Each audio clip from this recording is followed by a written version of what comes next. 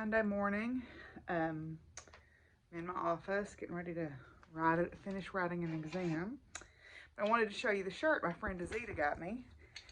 She said she saw it and it was definitely a shirt that I needed to have. So it's got a horse, a dog, and a cat all together. Yeah, that's pretty much me in a nutshell, isn't it? So I thought I would share that with you guys. I'm wearing my Magic Spring shawl. Happy Knits podcast had a knit along for it, I think 2 years ago.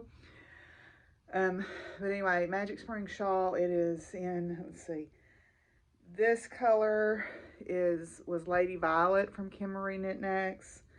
The variegated is Hippie Chick, and then the lightest color is one called Unicorn Sprinkles from Expression Viber Arts. So anyway, I'm going to work on this exam and I'll check in with you guys later. Now, one thing I wanted to share with you guys today is it is October the 10th and it is World Mental Health Day. Each year the WHO has World Mental Health Day and they have themes. And this year's theme is making mental health and well-being for all a global priority. We have been through a collective trauma with the pandemic. I used to shy away from that because I thought trauma meant it had to be more, like I had to be more directly injured or whatever. And one of the things that I've come to realize after being in therapy is, pain is pain.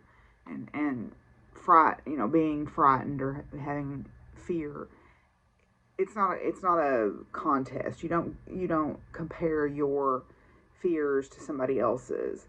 Yes, many people may have more difficulty in life or may have, whatever, but like when a child loses their favorite toy, that is a traumatic experience to them from their perspective because that meant something to them. So one of the things that we need to talk about and we need to normalize is talking about mental health care. I try to do this in my classes. I do check-ins periodically with something called Mentimeter, which is an anonymous response system. And I'll just put, how are you doing? I am open about my own mental health journey with my classes. I make them aware of our counseling center. Our counseling center here on campus actually has some great services. There's groups that meet for different support groups that meet. There's personal counseling, there's couples counseling. It is a counseling center. It is not, it is the real deal. And they also have referral lists if you need more specialized help. So they do have outreach programs as well that have to do with things like body image, anger, sexuality, dating, violence, or sexual assault, how to have healthy relationships, depression, things like that. So our counseling center is a great resource that we have here on campus. And the thing that I like about it is, there are a lot of things I like about it. One of the really valuable services is, as a faculty member, I can directly refer somebody, which means I can literally, and I have done this, walk over with the student and they will take them straight in and work with them. They don't have to make an appointment. So if I go as a faculty referrer, they'll take that person right away. And I let my students know that. I let them know that if they are in crisis, that I am someone they can come to if they feel the need to have that available to them. So I think that, the thing about the pandemic has been, for me at least, the constant worry about, am I going to get sick? What will happen to my animals if I get sick? Is somebody I care about going to get sick? Am I going to get sick and die? Is somebody that I care about going to get sick and die? And then, of course, the added layer on top of that of watching just the ridiculousness of people's behavior and the ridiculousness of science denying and all of that stuff. You know, so that has been an added layer on top of all this. And then you layer in, you know, the other things going on in the world on top of that. And it has definitely been a mental health challenge. So I encourage you to, if you are needing help, please get it. Please go, you know, if your employer offers something, there are counseling services available online if you don't want to travel somewhere. You know, find a trusted mentor to talk to. Don't suffer in silence. Don't let there be a stigma that keeps you from going to get help, or, you know, shame or whatever. Please, you know, get help if you need it. See, and don't think your problems are so small that you don't deserve help. Your problems are your problems, and nobody gets to judge the size of those. So please, you know, if that's something you need help with, please reach out. I'll try to remember to post some numbers for like the National Suicide Prevention Hotline and so forth, because don't ever think your problems are too small. If they are big to you, they are big, and that's what matters. So I just wanted to say that here on World Mental Health Day. So you can go to the WHO and look at the information about this year's theme, which is making mental health and well-being a global priority.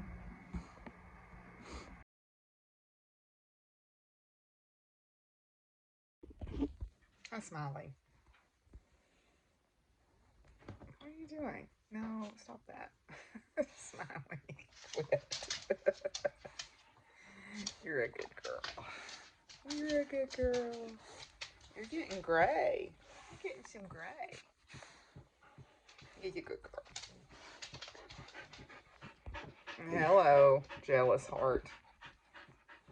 Hello there. We got Muffins down here getting her bid in for attention too. So I'm never lonely. Hi. You're such a good girl. Yes, you are. Yes. Yes. Oh, hello. I think they know when I'm having a bad night,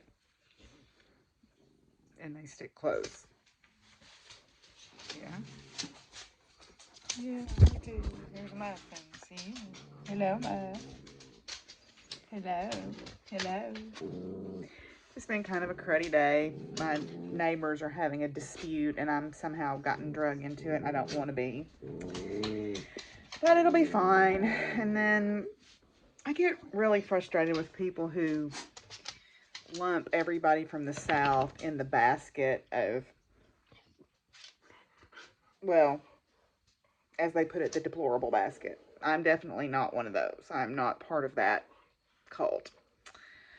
But, you know, they say things like we should have got rid of the South when we had the chance. And that just makes people like me frustrated. And, you know, I'm down here trying to change my little corner of the world as best as I can. And I wish that people would maybe cut us a little bit of slack.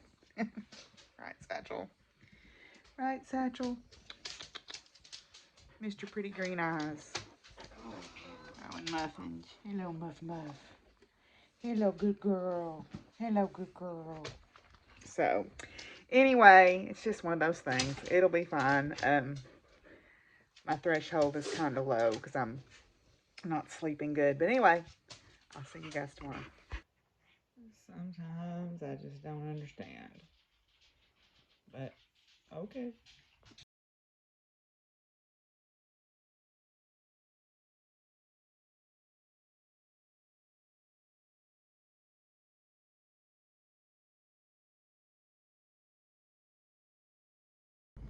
Well, good morning. It is Tuesday, October the 11th, and I am in my office. I updated my computer, and now it's working just fine. I am working on my draft of my book.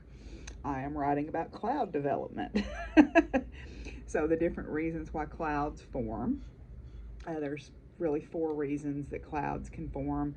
The first one is afternoon convection, which if you live here in the South especially, you see those little afternoon cumulus clouds form as the afternoon air heats up and heats the surface of the earth.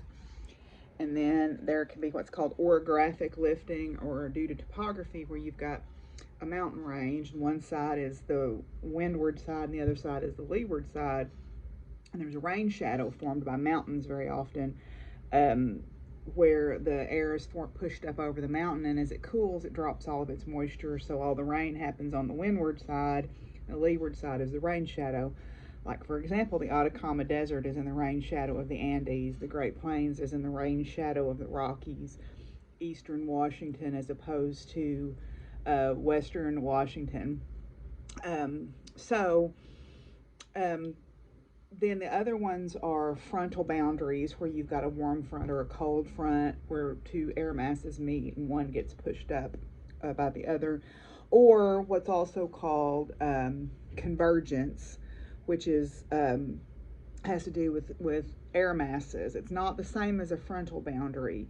It is just like widespread convergence, like along the equator where the air is flowing into that equatorial low, or along where air boundaries meet, like a warm, moist air mass will meet a cold, dry air mass. It's not necessarily a frontal boundary. It's a different physical mechanism than that.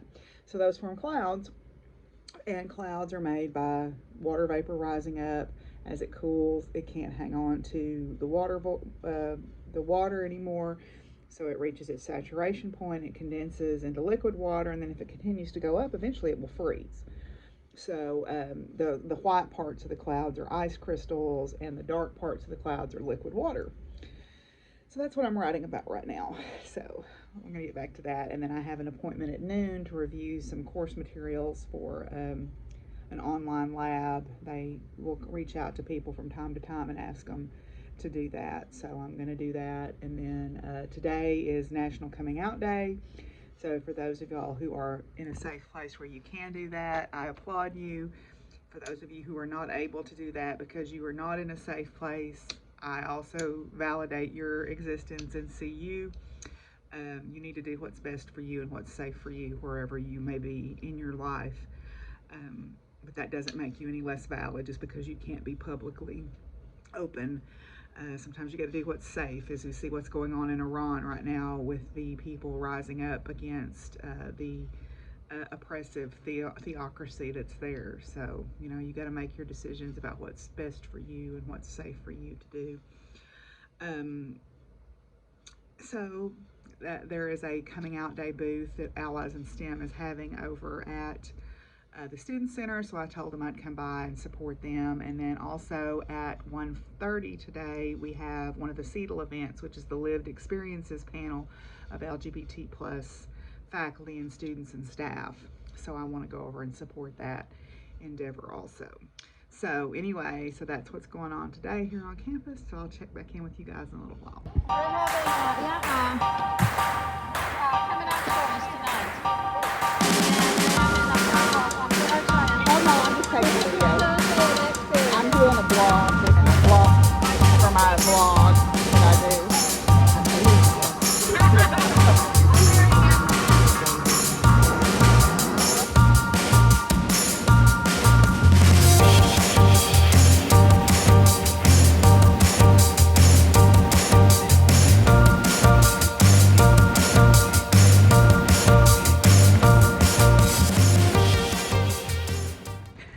Well, I'm walking back to my office. I went to the Lived Experiences panel. I went by the Allies in STEM booth for National Coming Out Day, and they're doing photographs and stuff. And then the Prism Alliance was giving away buttons and flyers and things. So I'm headed back to my office, but one of my students was on the Lived Experiences panel, and they said, what's something that has happened that made you feel like you were, or what's a best practice that faculty can use to make you feel included in the classroom? And he called me out by name and said, the first day I walked in there, I could tell the way she was dressed and the way she acted, and she talked about Allies in STEM, and I knew this was a place where I was safe. And it made a big impact on me. Woo! And so it let me know that what I'm doing is making a little difference, and That's the best we can ask for, right? Is to make a little difference. So that means I'm going to keep doing what I'm doing and fighting the good fight. And regardless of how people get on my nerves and get me down, I'm doing the right thing. So anyway, off to yet another meeting, and then I'll get to go home. Okay, well, I'm home and chores are done. And Willie says hello. I'm going to end up this video today. And I wanted to show you, I got 2 new tarot decks, or one's an oracle deck and one's a tarot deck. The Roar deck by MJ Cullion, and this is, it says, on those days when you need a little guidance or boost of inspiration, call on your personal advisory team of 54 trailblazing and inspirational women ready to share their wisdom and insight. Guess what we'll be doing on Holovlog, going through this. And if you bought a deck at regular price, you were able to get the Grimalkin's Curious Cats Tarot for $10. So I got that too. I love MJ Cullion's decks. I have a couple of them and I really, really like them. So I'm glad I got those. So today we're going to go do 2 more goddess cards here. So let's pull them up. So the first one we're going to do is Athena. And the traditional card for Athena is Justice. Athena, the Greek goddess of wisdom, is associated with justice. One of the most powerfully ancient Greek goddesses, she is often depicted with an owl as a symbol of enlightenment and a serpent as a symbol of fertility. Athena's brilliance of reason was said to be as penetrating as her clear gray eyes. Though her beauty brought her attention of many, she chose to remain unattached, preferring the land of the intellect over the ocean of romantic entanglements. In time, Athena came to be revered not only as the goddess of wisdom, but also as the goddess of war. Though Athena was skilled without equal in the art of battle, she valued peace over discord and gave her protection only to those who needed defense. This card often appears where there is need to take more detached viewpoint of a troublesome situation. Imagine yourself as wise Athena and look at it anew. Is there a solution you may have overlooked? Alternately, justice suggests frustration with bureaucracies or organizations and impatience with snarled red tape. We all need to feel that the world is a fair place. The appearance of this card promises an exploration of that issue. Okay, then the next card is Contemplation. Contemplation, which is the Hermit, and it's Chang'o. Chang'o, the Chinese moon goddess, symbolizes the need for withdrawal from the world to better contemplate the universal questions of life. Before Chang'o became a moon goddess, she lived among the gods and goddesses with her husband Yi, the divine archer. But when Yi shot 9 suns out of the sky, leaving only one to warm the earth, the unlucky couple were stripped of their immortality and forced to live among humans. Chang'o was dismayed and begged her husband to seek the potion of immortality from the goddess Hui Sang Mu. Hui Sang Mu was sympathetic, as she gave Yi enough for them to become immortal, but not enough for them to become divine once more. But Chang'o had an idea. If she drank Yi's portion as well as her own, perhaps she would become a goddess again. After all, she reasoned, she was not the one who shot down the sun, so why should she be punished? Too tempted to resist, she drank it all. Soon Chang'o felt herself become as light as ether as she floated away toward the heavens. Before she knew it, she was on the moon and once again a beautiful goddess, but unable to leave because of her weightlessness. There she spent eternity alone, contemplating the separation between humanity and divinity. Unlike Chang'o, we do not need to spend our entire lives separated from the world to receive the benefits of contemplation. The appearance of the contemplation card suggests it is time to allow ourselves this luxury, often overlooked and neglected. We all need time alone. Cool. I did not know her story, so that was interesting. Anyway, okay, so that's it for this round, and we will be back in a couple of days. See y'all then.